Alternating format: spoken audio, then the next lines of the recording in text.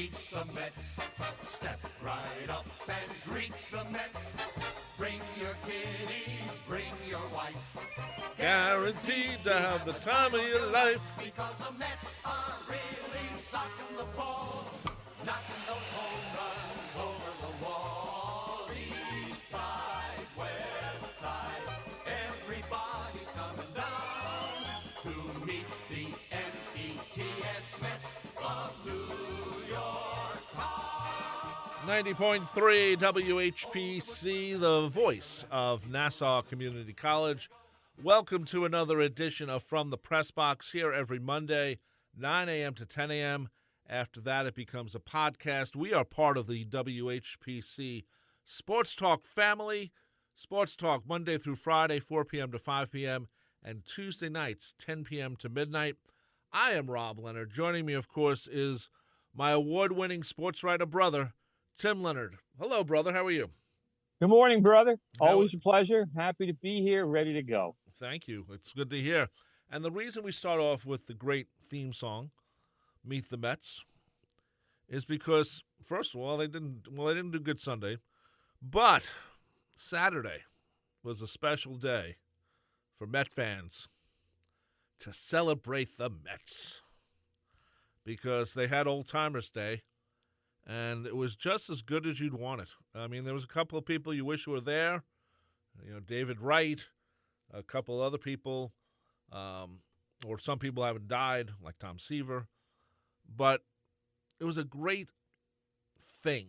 It was great to see all these people celebrating the 69 team, the 73 team, the 86 team, the 2000 team, and then they did something at the end, which some people are arguing about. I agree with what the Mets did, though I think it has to be explained maybe to a couple of people, and that is the Mets announced that they will be retiring number 24, which, of course, was Willie Mays' number when he played for the Mets in 1972 and 1973, and that will happen, I guess, soon. I don't know exactly when. I assume that Willie would like to be here.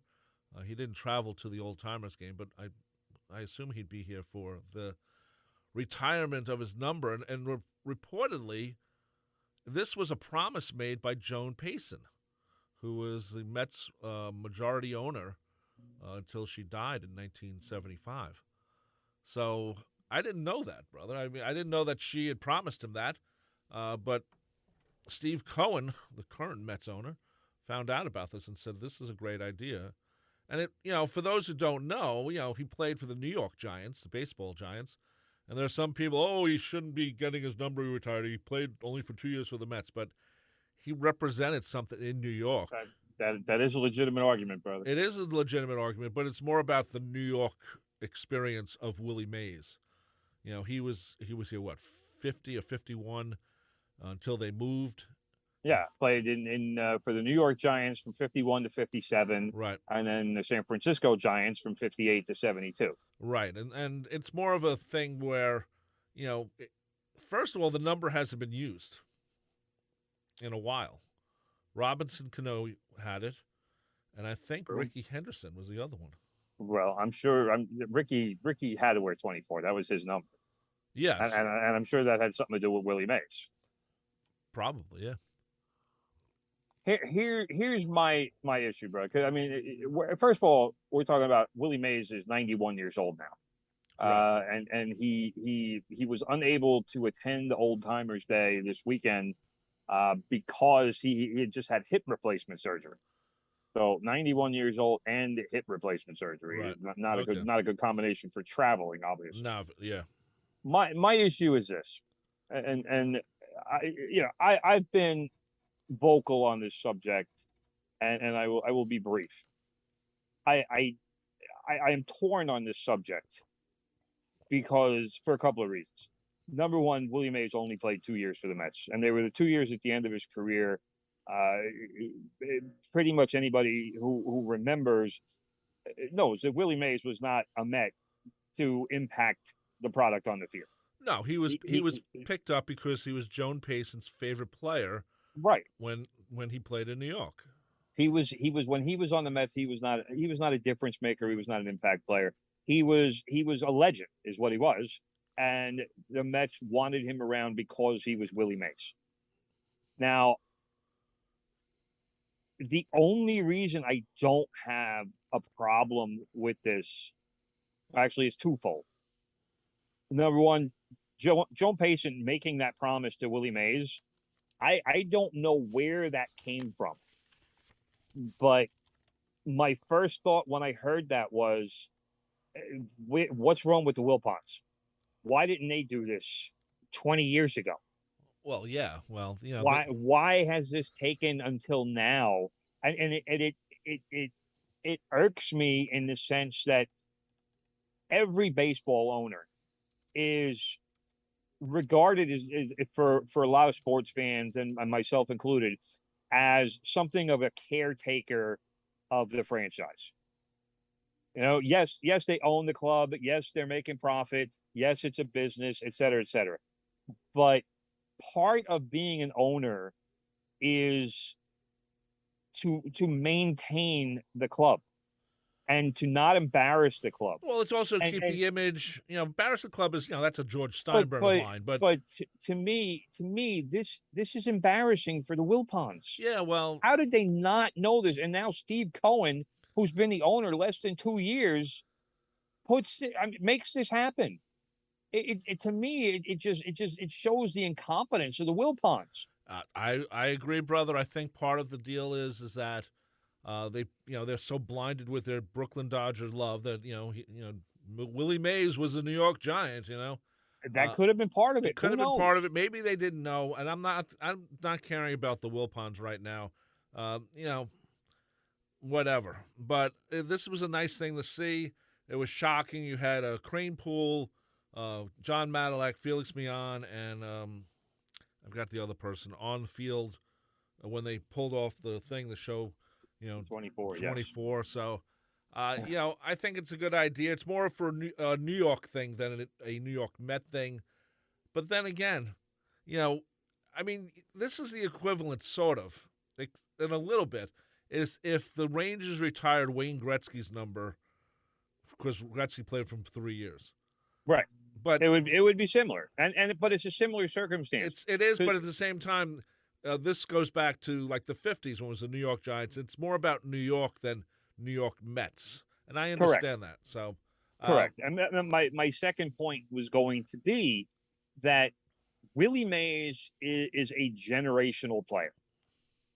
He's a guy in the mold of Bill Russell or Jackie Robinson. Yep. Players who they have the entire league has retired the number. Willie Mays is a player of that magnitude, as far as I'm concerned. So the fact that the Mets want to retire his number, despite the fact that the only part of his career that Mays played for the Mets was the very late twilight of it. Right. That's the reason I don't have such a problem with it. I have said in the past, I did not agree with the Yankees retiring Reggie Jackson's number. Right. Given that he played basically 4 seasons with them. I'm not even all that thrilled about the Paul O'Neill retirement. Right. I agree a couple of weeks ago. He played a significant portion of his career with the Cincinnati Reds.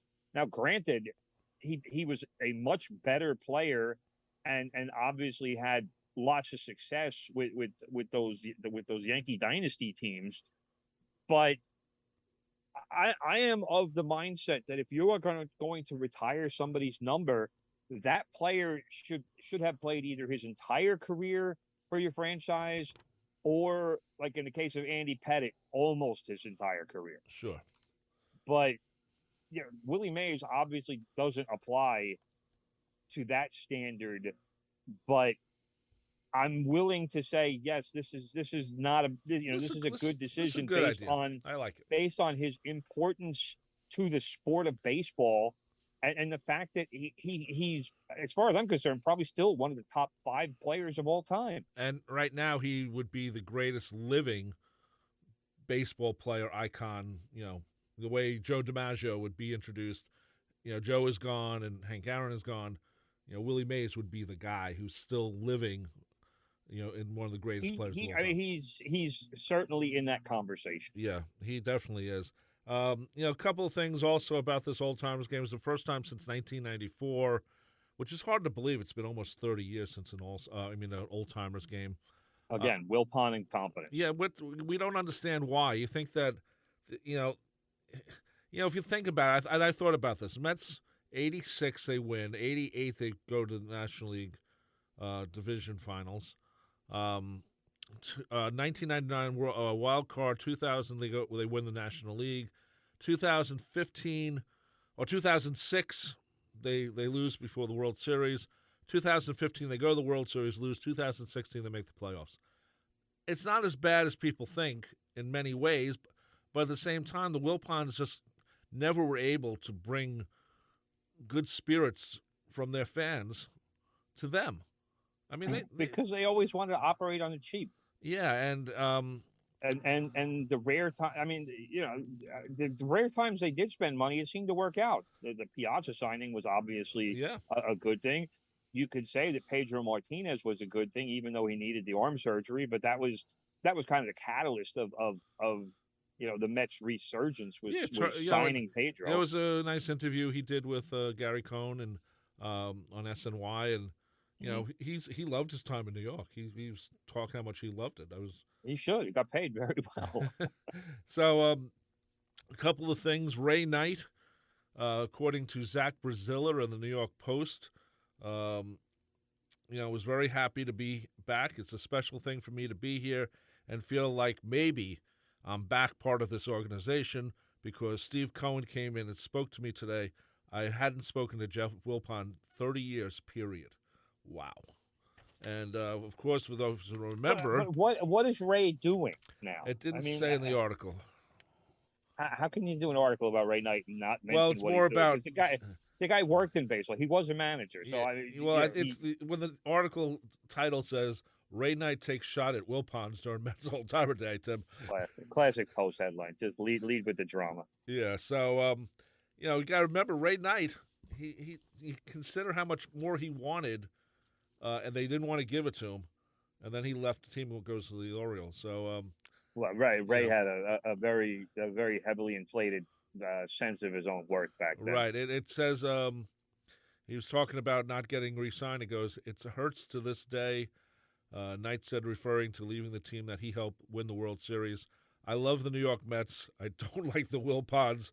I don't like any of that deal. So it's nice to see that Ray is happy guy. I got to call Ray out. It's a load of crap. Well, I don't know. It was Ray's fault that he left. Well, it was his choice. I know. But, the Mets didn't want to pay him, and he demanded a certain number. And, but he deserved it. No, he didn't deserve it. Yes, he did. It was like $200,000 more. Back then, that was a lot of money. Yeah. The Wilpons had it. They hadn't been screwed by Madoff yet. It doesn't matter if they have it. If you're going to overpay somebody, then it's still overpay. It's not overpaying. You take care of your player after a World Series. If they didn't make the World Series, yes. I mean, who knows if they had it? Had Bernie Madoff gotten to it yet? Not yet. Bernie Madoff was in the 2010s or something. Wow. That's way after. A couple of things other besides that. Piazza was there. Reyes was there. Nice. A lot of that generation Mets were there. David Wright was not there. Benny Agbayani, man, Mookie Wilson hit a ball that would have been a triple if Mookie wasn't 66. And but Benny Agbayani needed like a cab ride to get to the ball. It went all the way to the fence, and he's like,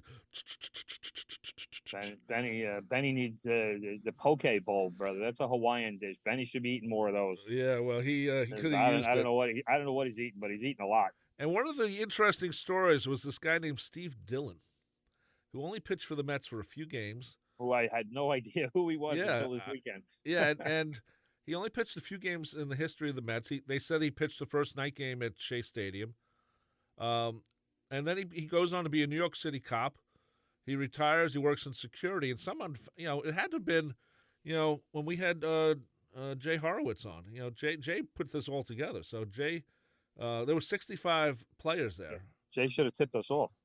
Yeah, so that was interesting because Steve Dillon looked like he had been practicing his pitch. It wasn't like he couldn't throw a ball.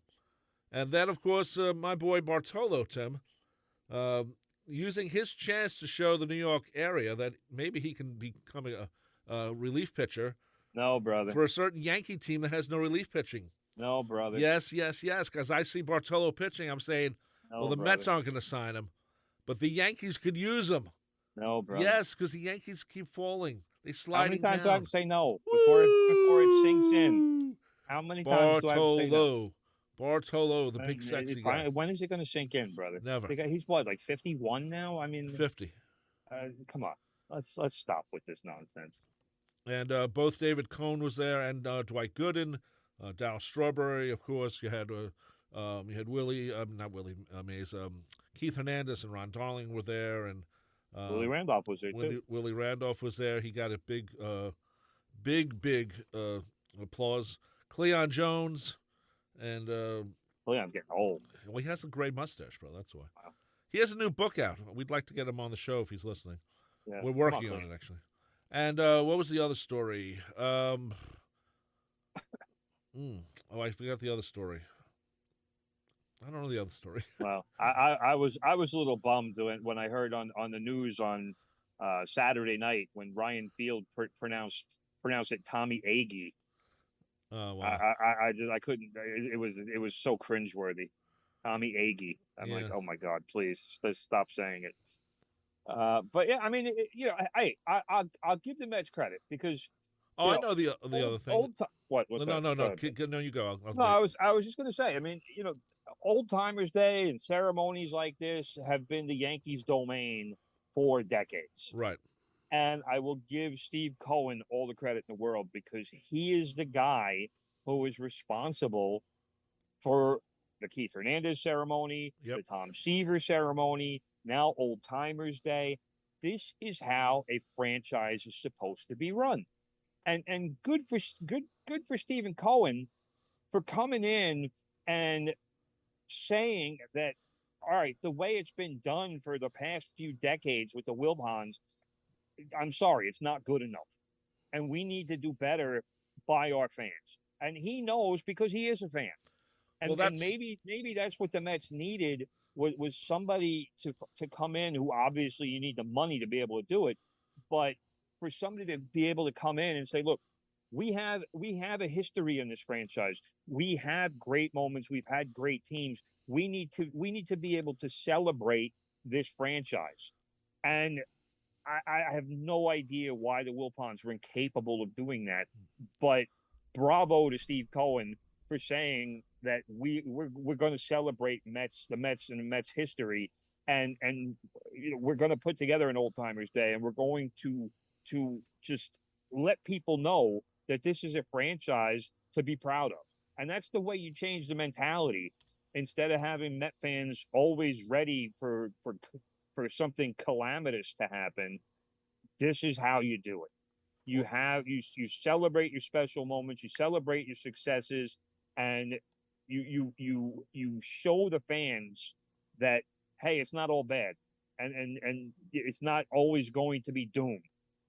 So I give all the credit in the world to Steve Cohen, and he's done such a fantastic job. Obviously, the money matters, but it also matters to do right by your fans. Well, that was the other thing. Now I remember the other thing I was going to say. Old Timers games many times does not fill the stadium early.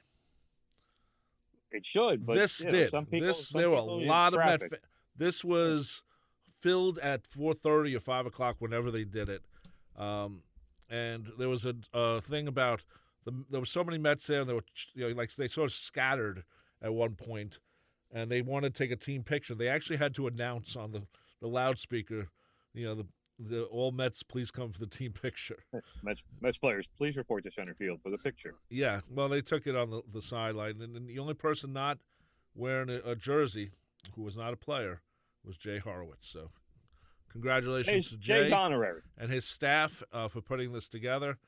They should do one next year, only because it's the 50th anniversary of the '73 Mets. And I would. I expect this is going to be a yearly event. Why wouldn't They're it not sure yet. They a couple of different lines of talk are, well, we want to do it every year, to lose a specialty, or its specialness, I should say. But at the same time, if you have like next year, 50th anniversary of the '73 Mets, right? you want to maybe celebrate that, but maybe you don't want to celebrate the '74 Mets or the '84 Mets or whatever. So, Well, that's I mean, think where it might, to me, maybe you don't do it every year. either you figure out a plan. I mean, if you're going to celebrate the '73 Mets, there wasn't much to celebrate for the Mets until '86. You're going to not do it for a decade. Well, that's true. So, I mean, I think at the very worst they should do it every other year. Yeah, Because I have no mind. it's about bringing the players back. It's not about necessarily celebrating any team. And the Yankees do this every year. Right. And it's not like every year they have a team to celebrate. I mean, No, they don't. That's true. It's That's just true. they're bringing back great players, and they're remembering. But I mean, when we were young, it was about bringing back guys like Mickey Mantle and Whitey Ford and Billy Martin and Yogi Berra and guys who were part of those '50s dynasties. And now for the Yankees, it's about bringing back the guys from the late '90s. I mean, Right. it's hard to believe that's 25 years ago. I know. 1996 is now 26 years ago. So, those guys, Bernie Williams and Tino and Posada and those guys are in their 50s now. So, it's not necessarily about celebrating them per se, but it's about bringing them back for one day and allowing the fans to relive those moments and to cheer for those guys again, like their parents or their fathers or whatever cheered for Mickey Mantle and Whitey Ford. So Right. That's the kids who were young or not even born yet back then now have their own crew.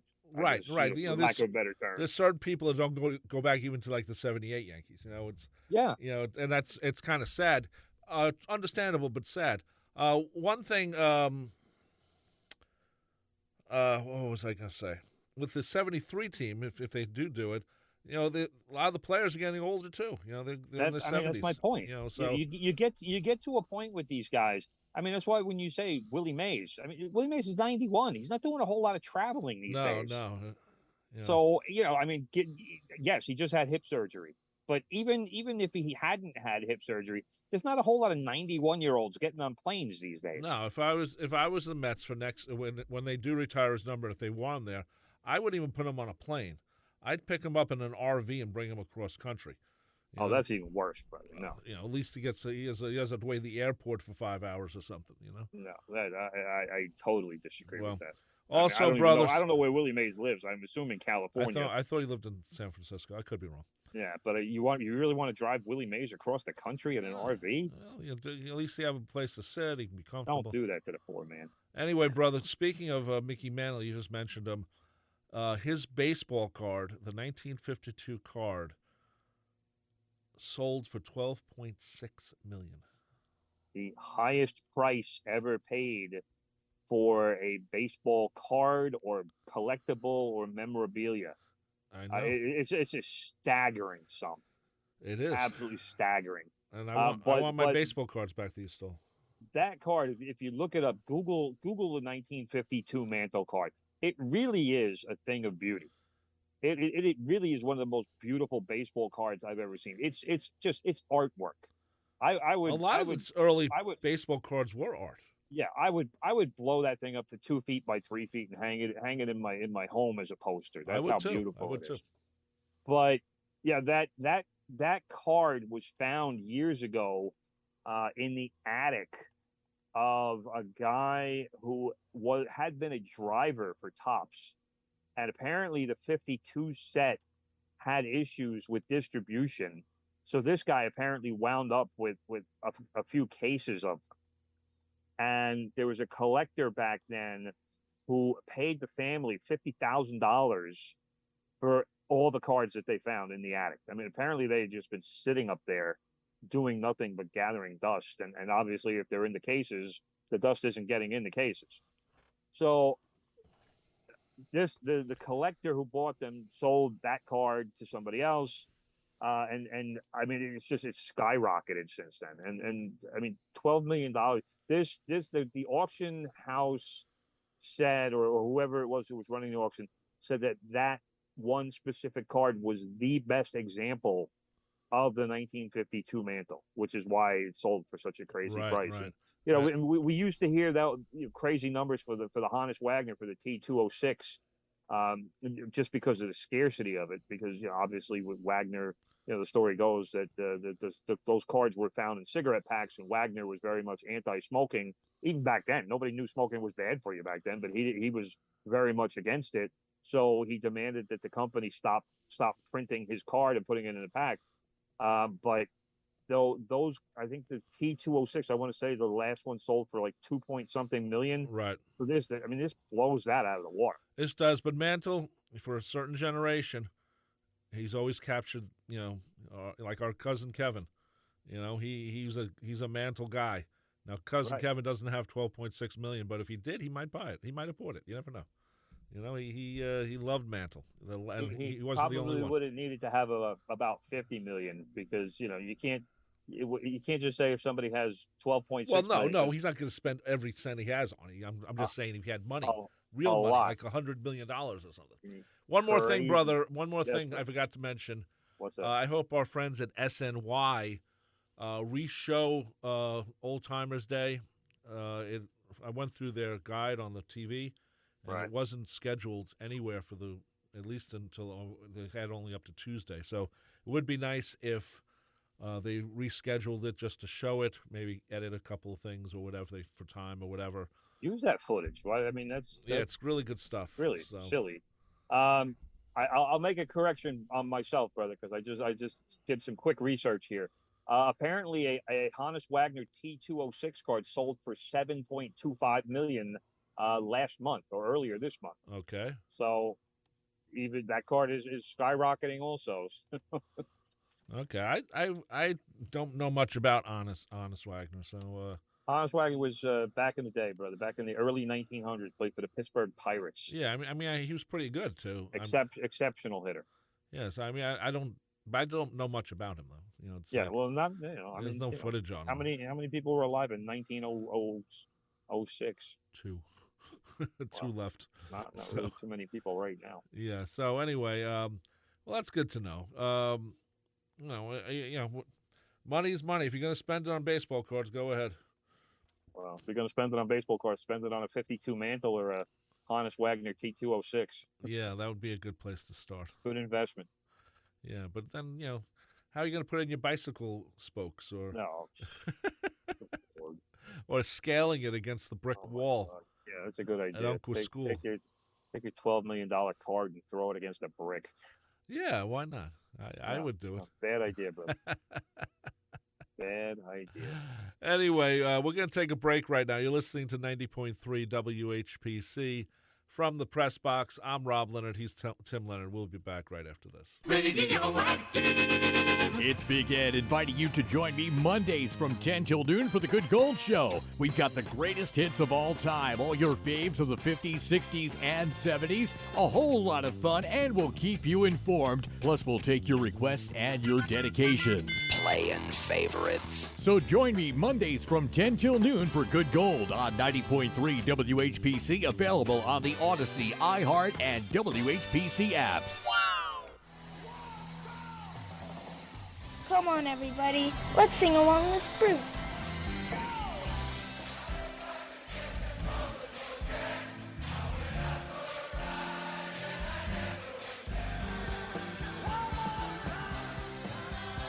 Join me, Kim Tracy, for the music of Bruce Springsteen and the E Street Band on Thunder Road, Sundays at 1 p.m. on the Voice of Nassau Community College 90.3 WHPC and on the iHeart Radio app.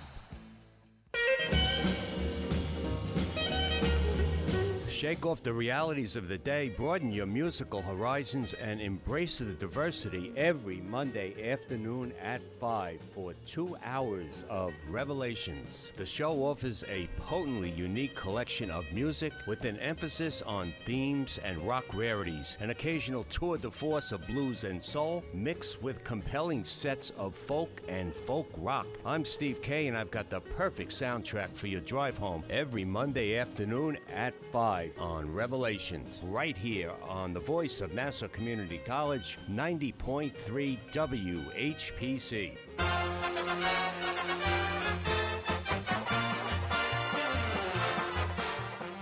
Had to play this, brother. No problems, brother. Yeah. No problems. The vocal, Gotta love it. no vocal version. So, and brought to you by Getty Gasoline. I'm thinking of the end of the game, and then they go into Kiner's Corner. And actually, back then, was it Rheingold or was it Schaefer? I always remember Rheingold, but I've been told that Schaefer did sponsor them for a little while. But I always Early remember in the early Rheingold. games.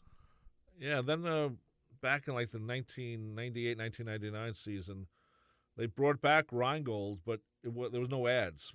But you can buy it at the stadium. Yes. So, and I liked it. I never drank Rheingold. Word of mouth Rheingold. Yeah. So Rheingold is like the New York version of Old Style in Chicago. Probably, but Old Style's probably better beer. I would prefer it. I So- tried the Rheingold. It was It was all right. It wasn't it's great. for cheap beer like that. It's Yeah, well, of course it's not cheap at Shea, but Well, nothing is cheap at a stadium. yeah, I know. They'll still hit you for $10 for it, even for the cheap beer. Okay, brother. The good beer is 15. Yep. Let's talk a couple of things here. The Yankees, my brother, not where you want them to be, but at the same time, they are still in first place in the AL East. They are 78-50. Tampa Bay is 70-57. They are 7.5 games behind the Yankees. The Yankees could still keep losing the way they've been losing. Come on. And probably still keep first I mean, place. you're talking about the Yankees lead like it's slipping away. Meanwhile, the Mets a few days ago, their lead was down to 1.5 games. Come on. But I'm talking Let's about, stop. the Yankees were at 700 about a month ago. And they were at 750 about a month or so ago. Okay, I mean, well. it's I mean, let's be realistic here. I mean, have the Yankees played well for the last month plus? No, they haven't. We've discussed this on the show multiple times. But it continues, brother. Well, no, it doesn't, because last week the Yankees won 5 in a row. I mean, last week, let's not forget, brother. The Yankees took care of the Mets 2 in a row. That's true. They got 4-2 wins in consecutive games against the Mets. There was very, very effective starting pitching. The bullpen was reliable 2 days in a row. They got a couple of clutch hits when they needed it. It was very much like the early season Yankees. And they beat Max Scherzer in the first game and Taijuan Walker in the second game. Aaron Judge hit a couple of home runs. It was very solid, thorough baseball. And then they went out to Oakland. They gave the A's a couple of hammerings. Like, here you go. We're just going to smack you around a little bit. Take your medicine. But then over the weekend, the Yankees managed 5 hits in 2 games. They lose 3-2 on Saturday in 11 innings. They got 1 hit in that game. The 2 runs scored on a wild pitch. Basically a wild pitch and an error, because they tried to throw the runner out at home, and that throw went wide, so a second run scored, and then the Yankees lost in the 11th inning with the phantom runner and that garbage. And then on Sunday, the Yankees lost 4-1. Clark Schmidt got the start, wasn't particularly effective, and 3 guys I have never heard of wound up pitching in relief, but pitched where they were effective. So it was 4 2/3 scoreless. Anthony Banda, Greg Weissert, who actually was a guy who they just called up from the minors, who pitched college ball locally, I forget where, and Luke Bard. Who are these people? I mean, why are they pitching? This to me was a throwaway game. That if the Yankees knew if this was the plan coming into Sunday's game, then they should have known they were going to lose this game, and they really needed to win Saturday. But even so, we're talking about a 5-game winning streak. That's nothing to dismiss or to say, well, they're not doing as well as it's a 5-game winning streak, and two of them against the Mets. And as far as I remember, it started against the Toronto Blue Jays. Yeah, with the last game of that series.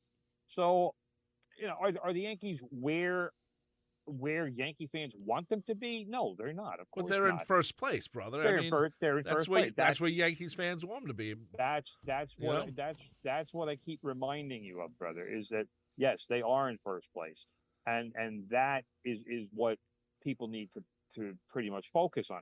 But are the Yankees playing especially well? It depends on which Yankees you want to look at. Do you want to look at the team that just won 5 in a row? I would say, yeah, that team was playing pretty well. Or do you want to look at the team that all of a sudden can't remember how to hit for the last 2 days? The Yankees are going into Anaheim tonight to play the Angels. I'm kind of hoping. I thought Shohei Ohtani pitched Saturday night, so the Yankees could miss him, which would be really helpful.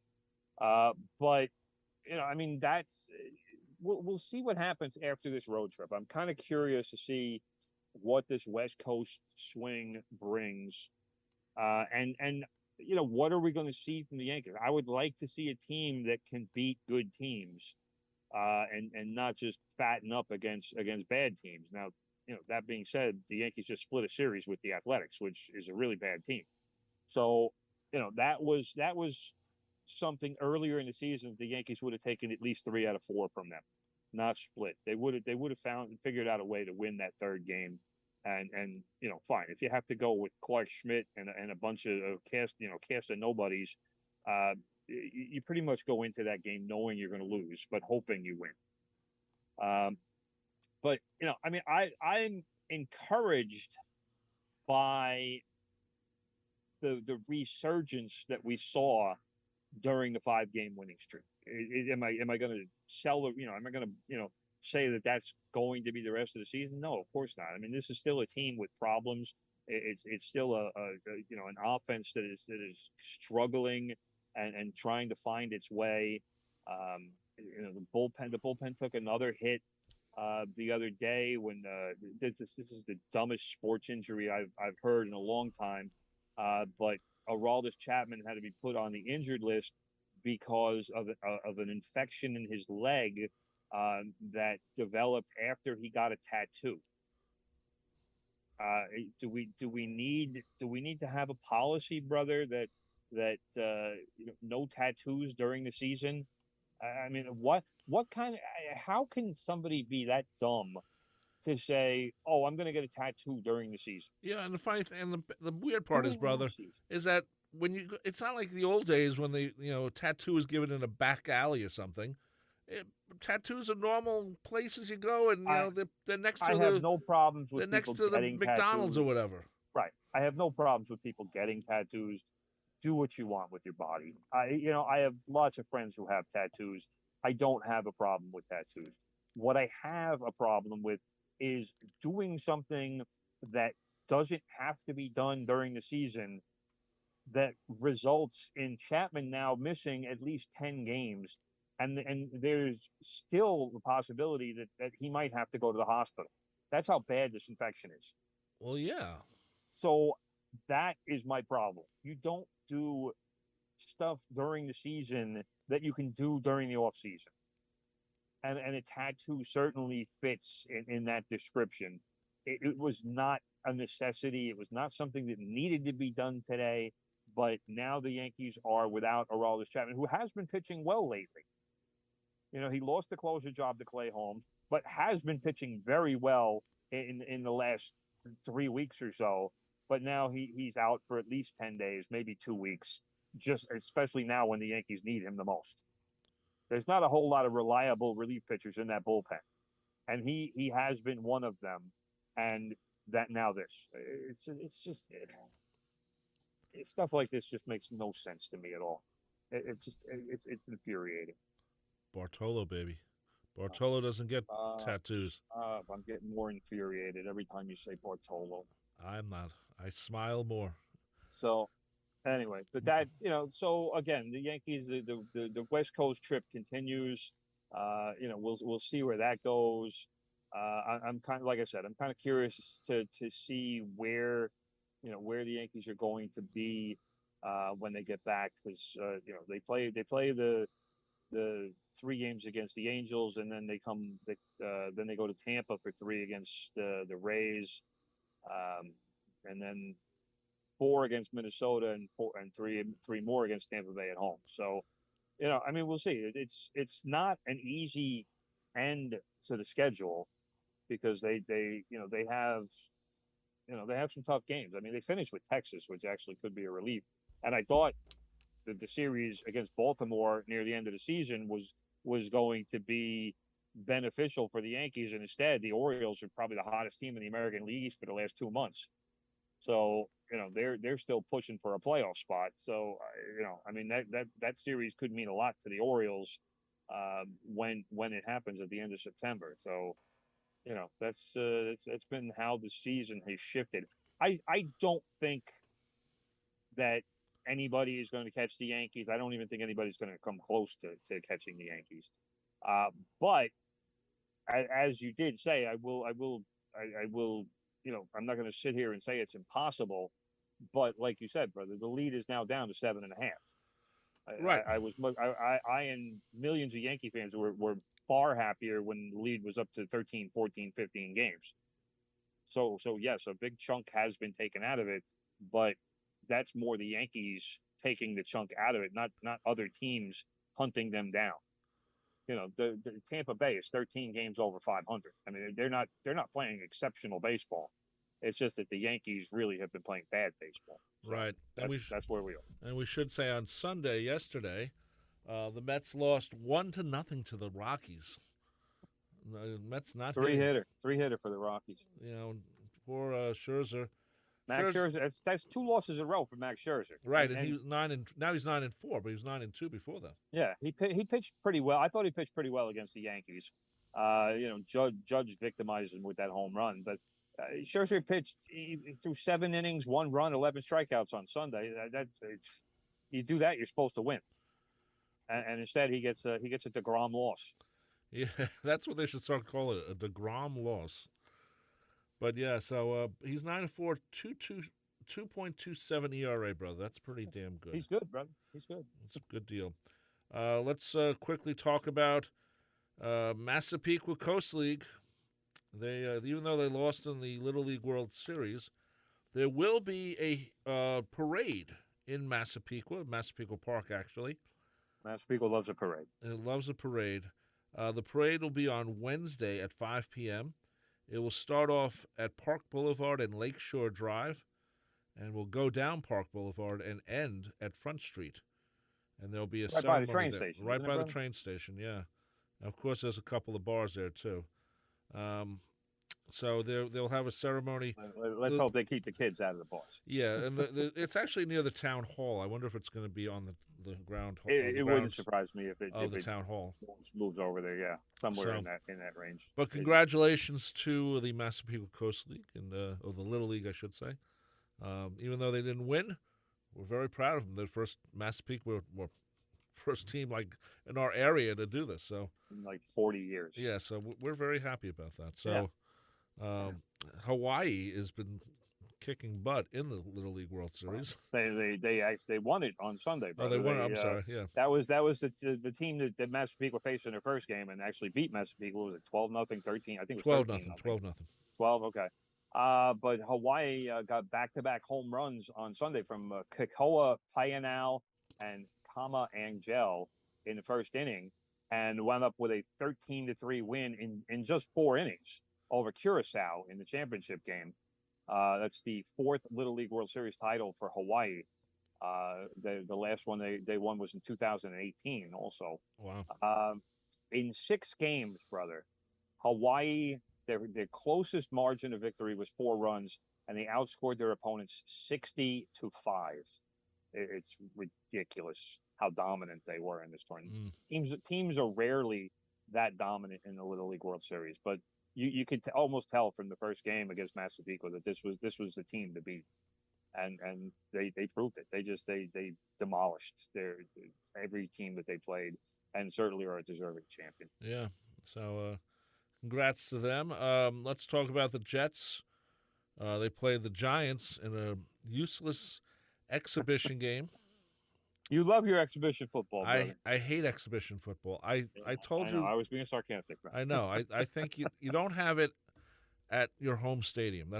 I would bring it to other places. Connecticut. Well, I don't know where you're going to bring the Jets Giants game, but maybe keep that one. But maybe the Yale Bowl. I don't know. Or like I said, Stewart Stadium, right down the Hempstead Turnpike. You're not going to make any money, brother. The whole thing is to make money. Yeah, I know, but they charge full prices for everything. It's not like you get a cheaper ticket or a cheaper hot dog. Well, anyway, brother, the Jets did beat the Giants. I'm shocked. The Jets scored 31 points. 27. And I'll tell you what, the Giants scored 27 points. That's a shocker right there. It was a fairly entertaining game in the second half, even though the guys who were playing, a lot of them won't be on the roster. Right. But you had some guys trying to make an impression and trying to show a coach, hey, I belong on this roster. One of them was the Jets' fourth-string quarterback, whose name is Chris Streveler. Had where's his numbers? 10 for 13 for 96 yards and 2 touchdowns. Now this guy has been like a CFL lifer. He's had a couple different turns in the NFL, but Jets coach Robert Saleh said that Streveler has had, I'm quoting here, he's probably had one of the greatest preseasons in the history of football. Now, tell me that's not a guy who's gotten his coach's attention. That to me says that this Streveler kid, if I'd be amazed if he doesn't make the team. It's either that or Saleh is trying to pump this guy up so somebody else picks him up because he likes the kid that much. But right. he's also saying to himself, this kid just put on a few great weeks, but we can't take him because we already got our 3 guys. Because the Jets have, obviously Zach Wilson is the starter, Flacco is the backup, Joe Flacco, and I'm assuming they're going to keep Mike White.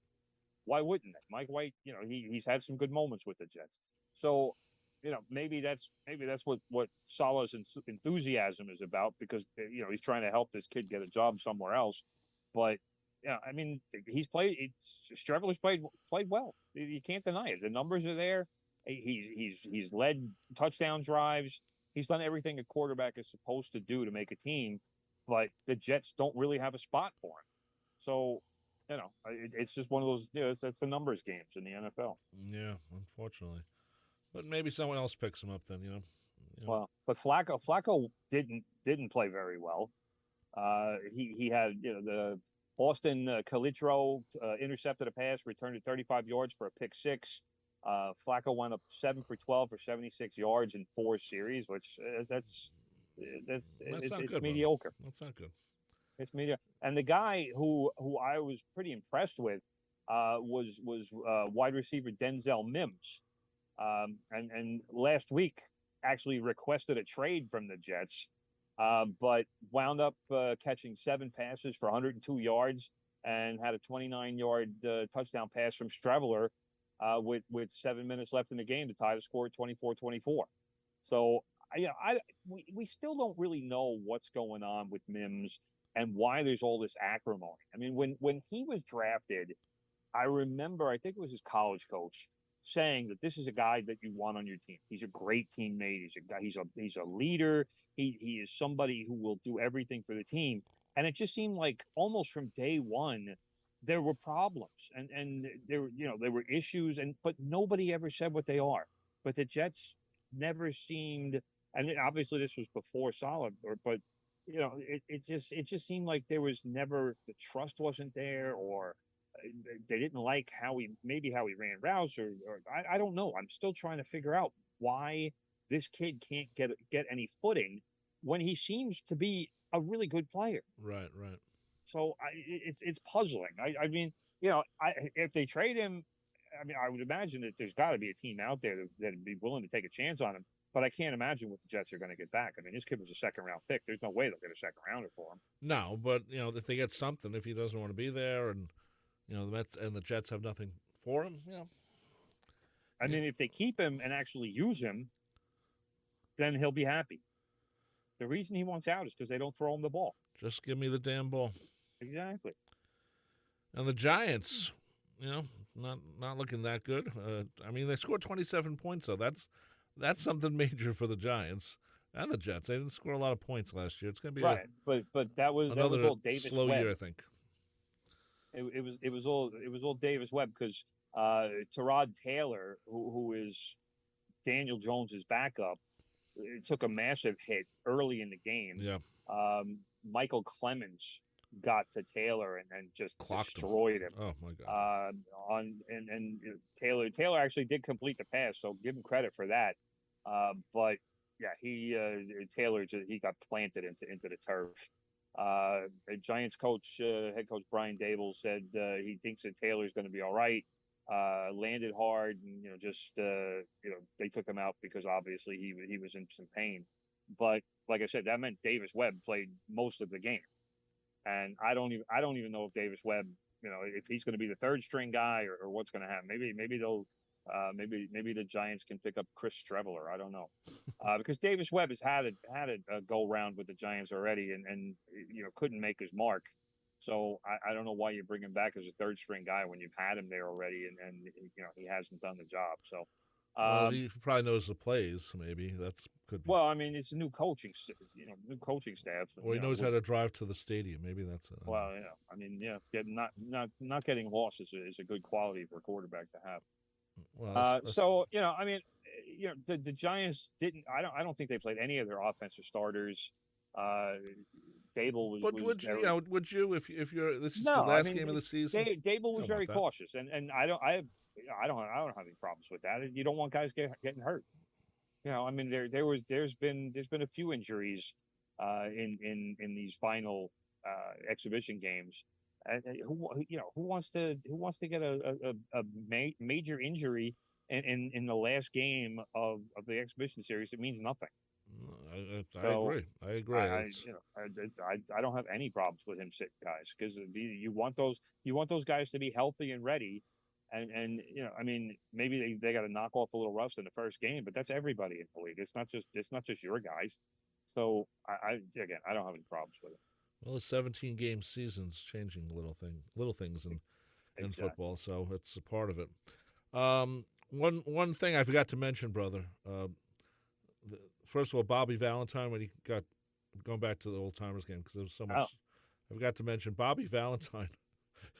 When he's introduced, he had a fake mustache on. That's Bobby's signature with the Mets, brother. Come on. And one thing they did, and they had them all in the press conference. They had all the old managers, including Joe Torre. Yeah, I saw that. And it was Joe Torre, Bobby V, Terry Collins, and Buck. And it was interesting because if Buck Schultz doesn't get fired, there's a good chance he wins in '96 and stays around, and Joe Torre never becomes the genius manager he became. And then Joe Torre thanked the then owners of the Mets for hiring him as a player manager, Right. because that allowed him to become a manager, even though he wasn't successful as a Mets manager or at any other place really as a manager. He wasn't as successful as maybe you thought he might be. But he said if it wasn't for that, he probably wouldn't have become a manager. So it's interesting how little moments in one's life can be changed just by something simple as Right. Yeah, Joe Joe Torre managed every team he played for. Yes. And once it was the Mets, the Cardinals, and the Braves, and once that last job ran out, he thought he was done as a manager because he was like, all right, there's no more teams I've played for, so who's going to hire me? And then the Yankees called him out of the blue, and Torre was smart enough to say yes. Yes, he was. So, but it was nice to see them. They all had a little manager thing, a press conference. Terry Collins was very enthusiastic in his praise for Buck Showalter. Yeah. Which I thought was nice to see. Yeah, so it was very good with that. Like I said, it was a great day, and SNY, please re-show this. Please reshow it. Okay, brother. One more thing, as people don't know, we are a soccer-friendly show. If Yes, people, brother. we love soccer. Champions League, brother. Give us a rundown. Well, we had the Champions League draw on Wednesday, brother, and the reason they have it on Wednesday is because Champions League matches are played on Wednesday, and you don't play. The let's call them lesser teams play on Thursday. Um, there's actually a song with that, but it's nothing that can be repeated over the air. Anyway, we had the draw on Wednesday. I'm not going to go through every bracket. I will give you the highlights. Group C is the quote unquote group of death, because there always has to be a group of death, brother. But that one has Bayern Munich, Barcelona, Inter Milan, and some team called Victoria Pilsen, which I've never heard of, but they are in that group to lose 6 games and probably give up at least 30 goals. But one of the 3 teams out of Bayern Munich, Barcelona, and Inter Milan will not make the round of 16. Okay. Barcelona has had issues this season. They've been going up against financial fair play. They haven't been able to register players because they have been, trying to unload players and trying to get players to allow them to void their contracts. And at least one of the players, this forward by the name of Braithwaite, has basically told the club, "Screw you! I want, if you want to release me, I want my money." But Barcelona can't pay him the full value of the contract, otherwise they will be in violation of financial fair play. So there's been a lot of nonsense going on behind the scenes with Barcelona and finances. So I don't know what the resolution of that supposedly has happened, but I didn't hear any news as far as how it was resolved. So Right. I'm still a little dubious on this. Your Liverpool, brother, got Ajax and Napoli, along with Rangers from Scotland in Group A. It's a solid little group, but it shouldn't be too tough for them to advance. My Tottenham Hotspur, we were pretty happy with the draw. Eintracht Frankfurt is got a top spot because they won the Europa League. Right. And then there's Sporting Lisbon and Olympique Marseille. Now, the depth of this group is what concerns me. There's no one star team in there, but every team is good. There is not a team in there that you can say, "Oh yeah, that's an automatic win," like Victoria Pilsen. So we'll see. The Champions League starts in I believe it's 2 weeks, and then then the fun kicks off, and we'll see. It's a tournament. How It's a tournament, right? Yeah, it's just a big tournament with it's all European teams. No Right. Russia this year. Oh, okay, well, good. They're too busy losing to the Ukraine. Anyway, that just about does it for our show. Thank you, brother. Good stuff. This has been From the Press Box, a weekly sports talk here every Monday, 9 a.m. to 10 a.m., right here on 90.3 WHPC. I am Rob Leonard. He is Tim Leonard, award-winning sports writer, and yes, he is my brother. Yes. And don't forget the U.S. Open this week, brother. Oh, we didn't even talk about the U.S. I know. Open. I know. We will talk about Next that week. We'll talk more U.S. Open. And, of course, after the U.S. Open, we'll have Dan DeRosalia back for his annual visit to talk about the U.S. Open. A lot of things happening. Serena Williams is going to be the big story. Big news. Anyway, thanks for listening. We'll see you next week. This becomes a podcast later on. Take care and bye-bye.